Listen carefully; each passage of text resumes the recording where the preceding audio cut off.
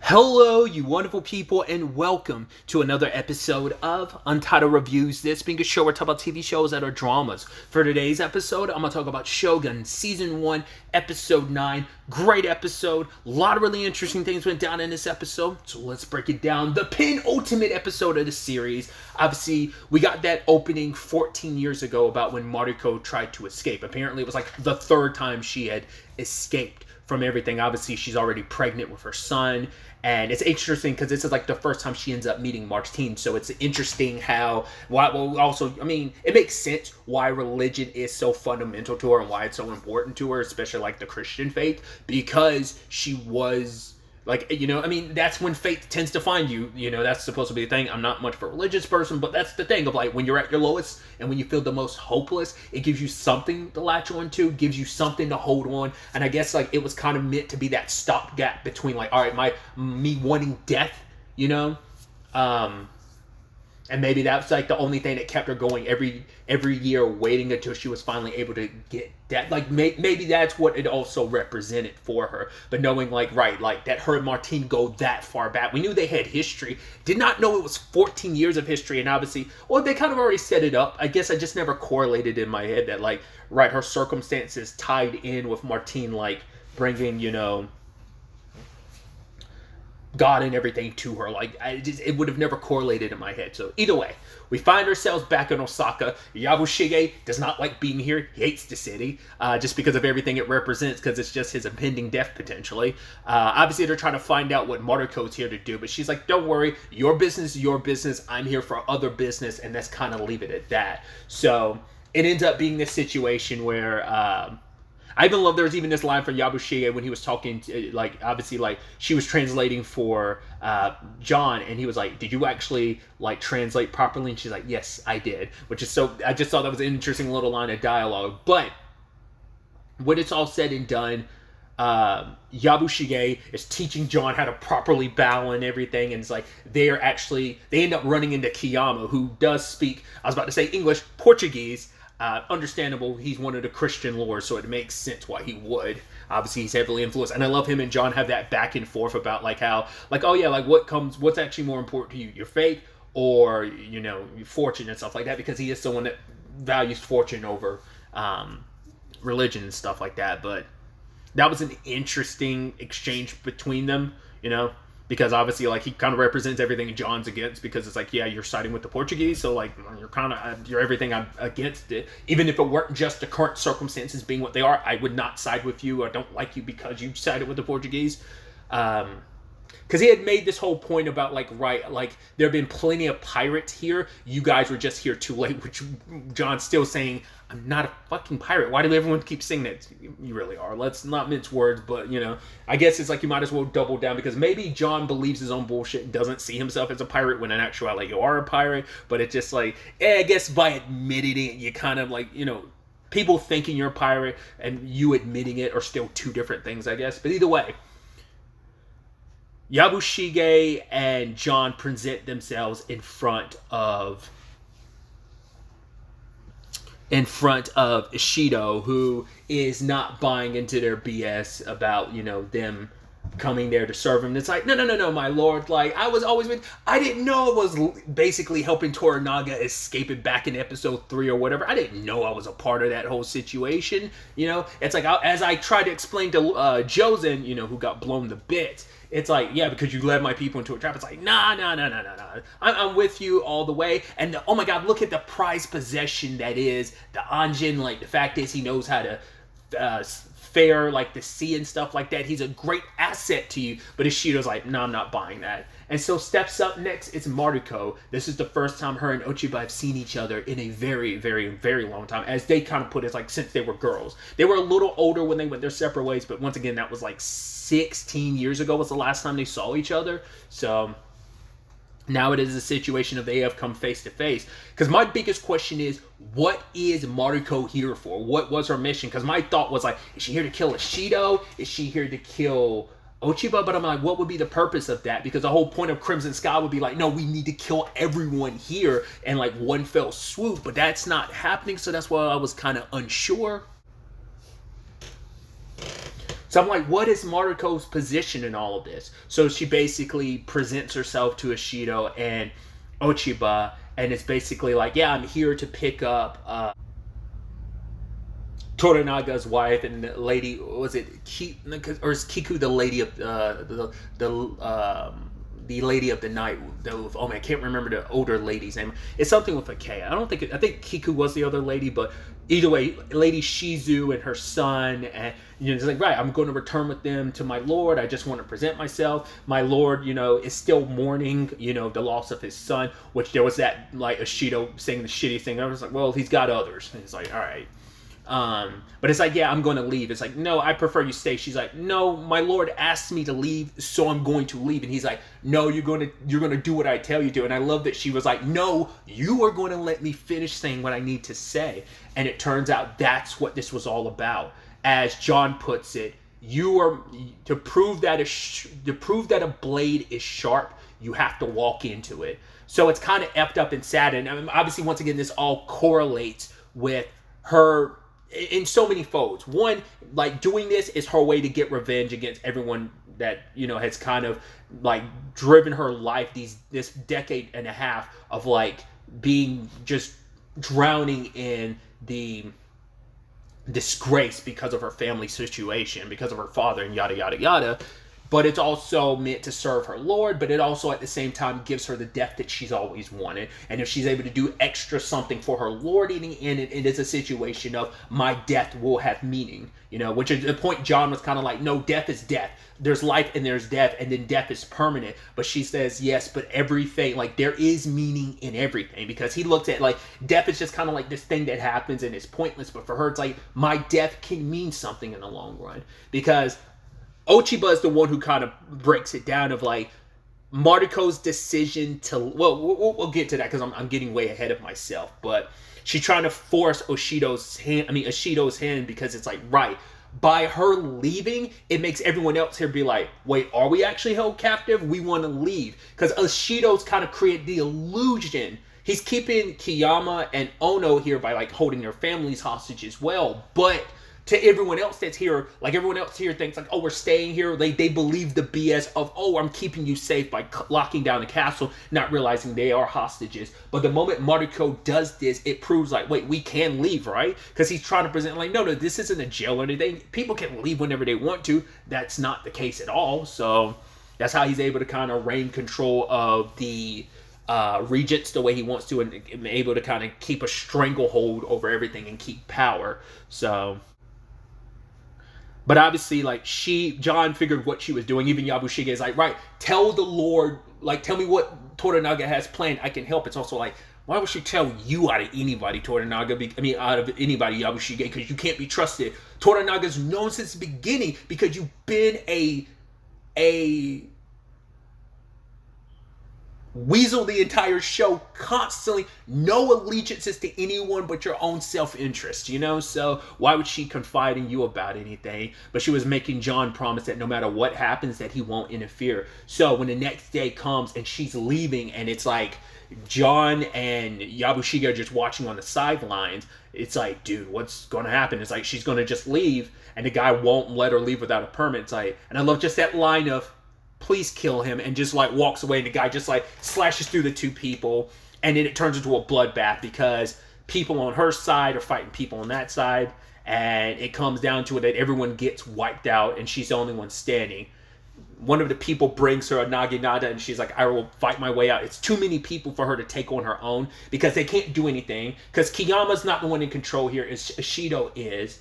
But the problem is that she can't be hurt, because if she's hurt here, it gives them pretense for shit to go bad. So they're in between a rock and a hard place, and it gets even tougher when Mariko's like, all right, since I cannot leave, I will commit seppuku, and I will kill myself. And in that process, like, that will be the only way. That's my retribution for not being able to complete my lord's orders. And this is when we get to Ochiba being like, yeah, she's got us basically by the balls, because it's a lose-lose situation. Either Mariko kills herself, and then all the other higher families are like, yo, that's shameful. How could you let that happen? Someone like her do that? And like, they demand that becomes an issue in-house. Or we do let her leave, but then everyone else is like, oh, demands to leave as well, and we won't be able to kind of, because once again, at least the pretense is what's keeping so many people here. They haven't had to really deal with a revolt from people in some of these higher families because they just accept it as like, right, we're here for our own protection.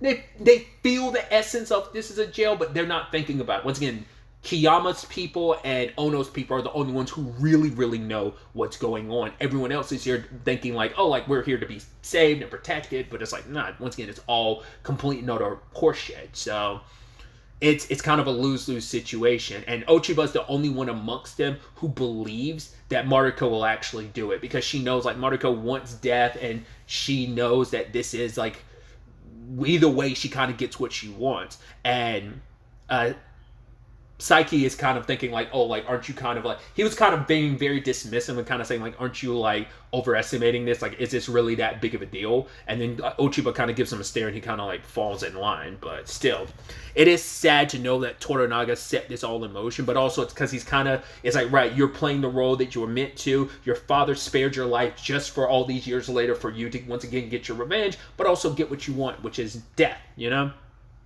So, but once again, John is pleading with her not to do this, you know?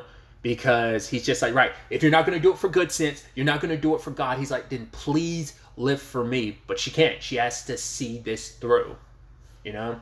And the entire time, like, I've seen some stuff that makes me go like, okay, I don't know if this is going to go down the way I think it's going. Not anything in direct correlation with the show, but like I said, I've seen stuff related to like real history that's related to this. Once again, I don't like. I'm sure it's fictionalized history, so there's things that aren't exact or whatever. But and you know, once again, I don't know how much of this is changed from the novel. I don't know how exact the novel was, but it's also like, right, you take all these historical figures, you take a historical story, and probably like fictionalize stuff and make up your own stuff. But I don't, like I said, I don't know how much either the book nor the show, like how much of it is kind of faithful to history, you know.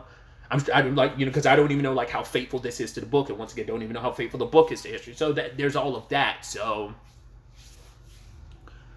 there's some stuff that maybe go like, there's no way she'd actually go through with it, right? Especially because like her son gets used against her, because Kiyama's like, yes, setting it up so that he will marry Kiyama's granddaughter. And he's asking his mom not to do this because he's like, I've had to live with disgrace my entire life. I've hated my family name because of what I've had to carry. Like something that was no fault of my own. Just like Mariko. I mean, that's the sad thing. Like she's had to carry a burden that wasn't her own. That shit was beef between her and Ochiba's dad. That was not their history. And she's had to suffer that the entire time, being the only remaining member of her family too. And it's just, to hear the words from her son being like, if you go through with this, if you resist this, if you try to leave, then I'm no longer your son. And it's like, she's still willing to do that because it's like, right, she has to see her Lord's orders through, because for her, she realizes that her life is just, it can have a purpose, but in the end, it is a gear in a much larger machine, because like my death will have a purpose because this is bigger than me. And whatever my circumstances are, whether it's between me and my son, what my life, it is bigger. My death can help, you know, potentially set things in motion. So it's like, it's necessary, you know? Once again, plus she's also been seeking death herself. So it's just, it's so much, you know, there's so much weight to it. What's also interesting too, when it comes to like, I did not realize that women did it differently than men, because men disembowel themselves, and women, it seems like they stab themselves in the heart, which I think is interesting, is a weird word, but I guess because like any fictionalized like feudal Japan type of thing, I've only ever seen men commit seppuku. Like I think because seppuku is just like, it's just suicide. I don't think it's just directly correlated to like disemboweling yourself. That's the action of it. So that's why I'm like, because the reason why I'm saying is like, I don't think it's a different name for what Mariko was doing. I think it's still all considered seppuku, you know? I don't think there's different names between like a man like gutting him, disemboweling himself versus a woman stabbing herself in the heart. I guess maybe in a sense it's meant to be a more graceful death. Maybe that's why they do that, because like maybe it's like the unpleasantry of having a woman disembowel herself, whereas a man, it's supposed to be like, I'm sure there's like cultural reasons for that to be the case, but like I said, I've just never seen anything that's depicted a woman committing seppuku, so I just never correlated it to be something different. I thought she was going to disembowel herself. I mean, because obviously this also has the extra layer from the religious perspective of, yeah, especially when it comes to like Catholics and stuff like that, is like suicide is frowned upon. I don't know enough about. I know I think it's Catholicism that heavily frowns upon suicide. That like if you commit suicide, you go to hell. I've never. That's one of the. It's one of. And once again, they're not the only ones. There are some religions like that. I hate that being a thing, but you know, it is what it is. That belief in that, I don't like that. So that's why she was asking like Kiyama to be her second, because it's like, right, by maybe even traditionally with women, like when they do commit it, maybe they're not supposed to have the second strike, like, you know, someone to be your second to like to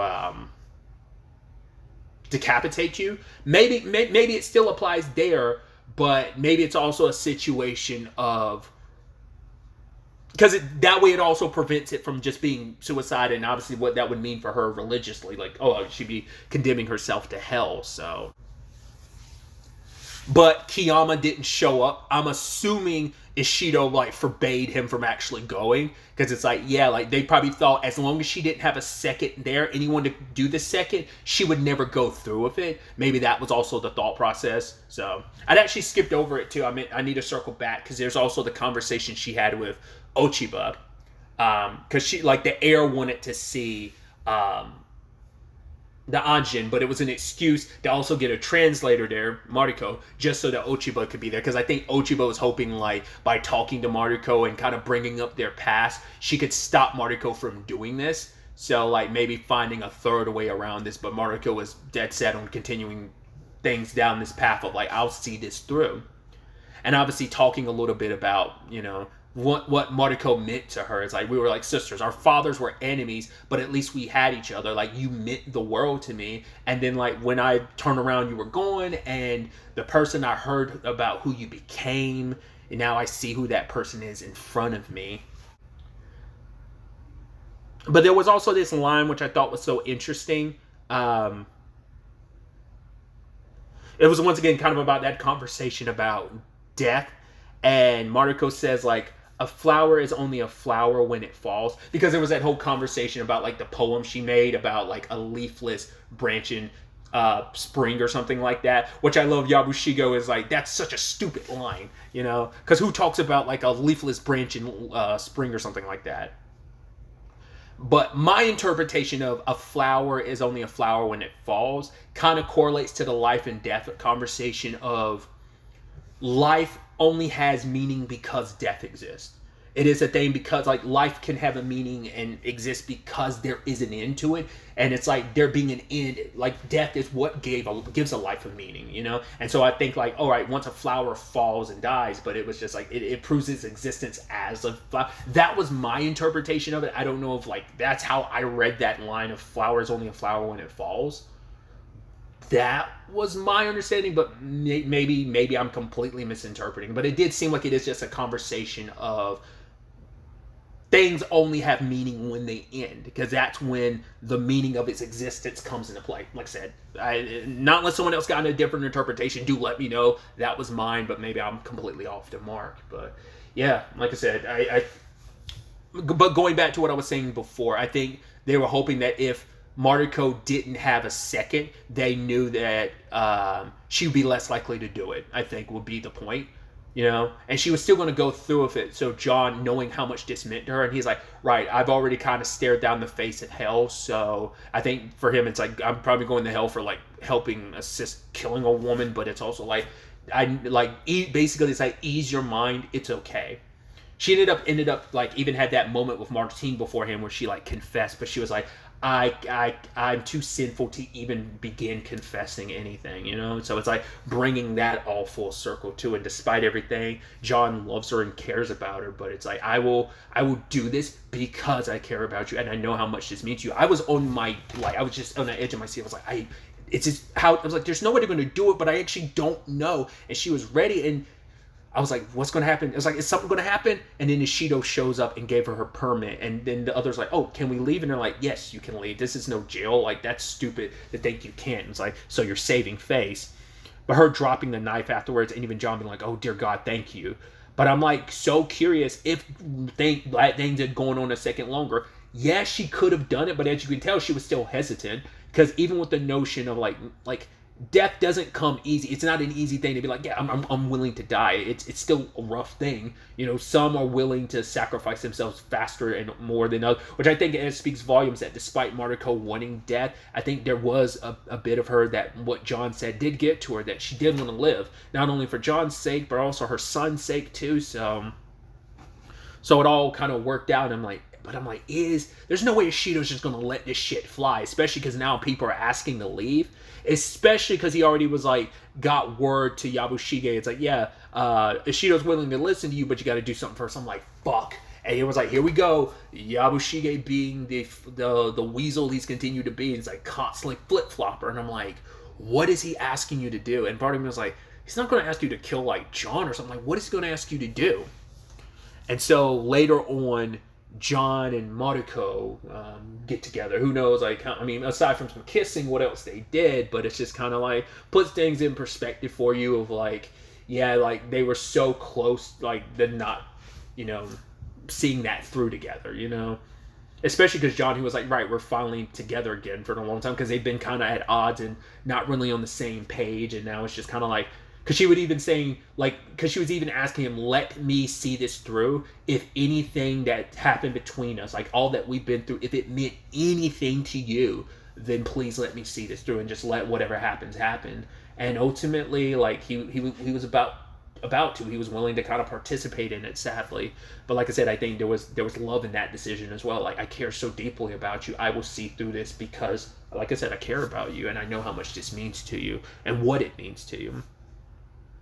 But yeah, they got together, which I'm like, okay, but I'm like, there's no way this is just going to be happy. And then we cut that Yabushige. I'm like, what did he ask you to do? And he starts killing people. I'm like, okay. So I'm like, are you going after Mariko? Then people start sneaking in. I'm like, I don't know who they work for. Are they supposed to be like, I mean, is it supposed to be like when Yabushige hired those bandits to rescue John and then immediately killed the bandits? I was like, it seems like it's kind of that thing, and it totally is. So they go in there and start killing everyone except for select people. So you're like, interesting. Like, everyone that wanted to go, they are being killed, except for, like, I guess the people that could be leveraged against Toranaga, you know, like Shizu and her baby. But like, yeah, everyone else was getting their throat slit and just killed. Luckily, John woke up, and your boy did his thing. I remember I forgot what I was watching. Someone was asking. They were like, I hope there is an Indiana Jones moment. You know, once again, it's like the one thing I've seen in an Indiana Jones, and it was from a commercial. It's like, yeah, the guy with the scimitar swinging it around, and then like Indy just pulls out the gun and just shoots him. Like, that bit, someone wanted that. It's like, to some extent, you slightly got it, but not really. But John pulled out and started blasting. Him and Mariko made their way through, because it's like, right, the shinobi are here to kill us. It's like, once again, Ishido's able to, like, by having someone else kill you, you can be like, oh my god, they snuck in here and kill everyone. Like, that way Mariko's death isn't on you. It's like, oh my god, we couldn't do anything to protect her, so you get to save face and stuff like that. So, but so many people are dead, and Yabushige shows up. They will never know of his betrayal, sadly. So, that sucks. But, I also love that point where it's like, Mariko's like, shh. And then, like, John listens, puts up the gun, shoots the guy, then sticks his hand through the hole, lifts up the gun to the higher part of the guy's body and shoots. I was like, hell yeah, dude. I was like, please don't let anything happen. Please don't let anything happen. And they basically cornered into a room, but then they start setting up fuses, and you're like, fuck, they're going to blow up the whole room to kill everyone. And John's asking Yabushige, like, help me so we can get this over there. But I think Yabushige was just, like, so scared, because it's like, this is it. My death is approaching. Like, you've been avoiding it for so long, playing both sides, and now it's caught up to you. But also, it's just kind of like, I guess he was going to just accept things as they are.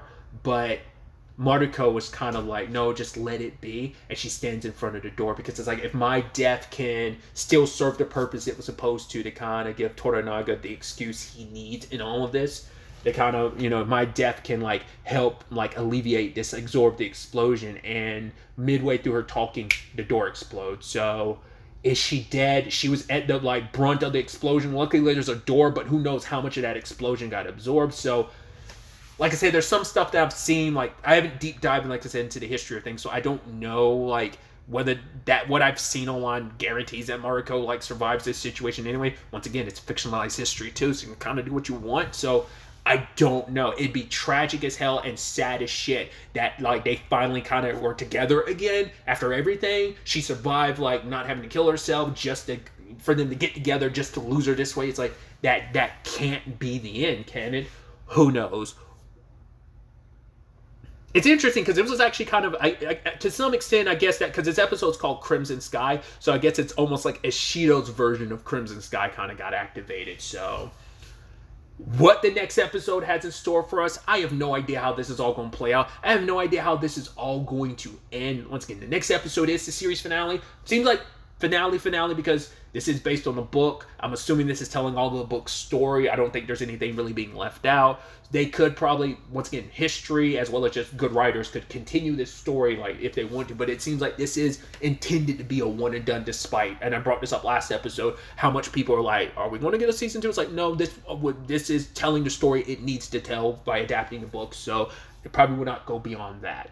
I know there are books in this saga. It's known as, was it James Clavell, the author? I know he had a series of books called the Asian Saga. So, but I don't think any books, because they take place in like different points in time in correlation with stories in Asia. But like, I don't think there's anything in correlating like a sequel to Shōgun or anything like that. It's like this is its own story, beginning to end. I don't know if any of the other story, I don't even know if the stories all connect in any shape or form. Like, oh, here's a character that's like the descendant of this other character or this ancestor. Because like I said, they're across different points in time and stuff like that. So that's what I'm like, but I don't think there's anything sequel-wise amongst those books. So this story is this story and that's all you get. Unless you build upon whatever history takes place after this. That's kind of your pseudo-sequel. So I'm excited to see how this all wraps up. Who's going to survive? How will this play out? Will Toranaga come out on top? You'd assume so. Will Ishido be dead? Will Kiyama be dead? Will Ono be dead? What about Saiki? What about Mariko? What about Ochiba? Because she's dead set on her revenge and everything against Toranaga. So I'm excited to see where the series finale takes us with all of this. But really, that's all I wanted to talk about. Till the next time we meet, be happy, be safe, live life to the fullest, and enjoy it. Good day, and goodbye.